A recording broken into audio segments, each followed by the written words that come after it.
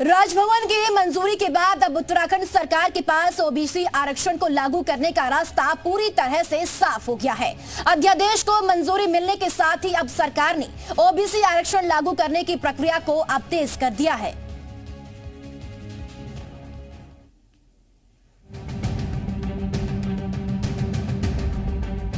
उत्तराखंड में लंबे समय से रुके हुए निकाय चुनाव का रास्ता आखिरकार साफ हो गया है। राज्यपाल ने ओबीसी आरक्षण से संबंधित अध्यादेश को मंजूरी दे दी है, जिसके बाद चुनाव प्रक्रिया तेजी से आगे बढ़ने की संभावना है। ये फैसला राज्य सरकार और प्रशासन के लिए एक बड़ी राहत है, क्योंकि निकाय चुनाव में ओबीसी आरक्षण को लेकर कई अड़चनें सामने आ रही थी।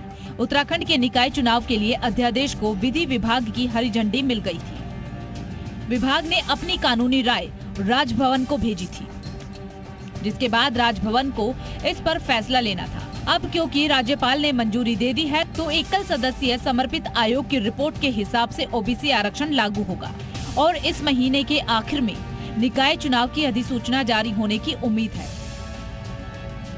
सरकार के द्वारा और भारतीय जनता पार्टी के द्वारा नगर निकाय चुनाव को लेकर के पहले से ही पूरी तैयारियां कर ली गई हैं और आज राजभवन के द्वारा जो सरकार के द्वारा आरक्षण विधेयक को मंजूरी के लिए भेजा गया था, उसको राज्यपाल जी की शायद स्वीकृति मिल चुकी है। तो निश्चित रूप से जल्द ही प्रदेश के अंदर निकाय चुनाव होंगे। जो अध्यादेश को मंजूरी मिली है, वो मंजूरी तो मिलनी थी, क्योंकि सरकार ने 1 साल से चुनाव को लटका के रखा। अगर सरकार चाहती तो 1 साल पहले इसमें जैसे प्रवर समिति का गठन किया था और ये जो प्रस्ताव राजभवन को भेजा था, विधेयक को हरी झंडी राजभवन से अब मिली है, तो सरकार की उदासीनता है। 1 साल पहले चुनाव होना चाहिए था। पूरे प्रदेश के लोग, जनमानस आज त्रस्त है।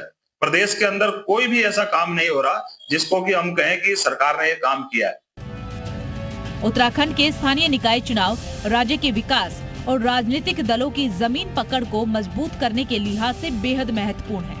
ओबीसी आरक्षण लागू होने से पिछड़ा वर्गों के नेताओं को राजनीति मंच पर आने का एक बड़ा मौका मिलेगा।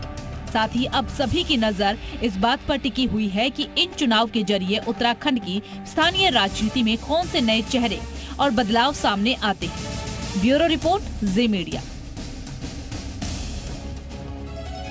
अल्मोड़ा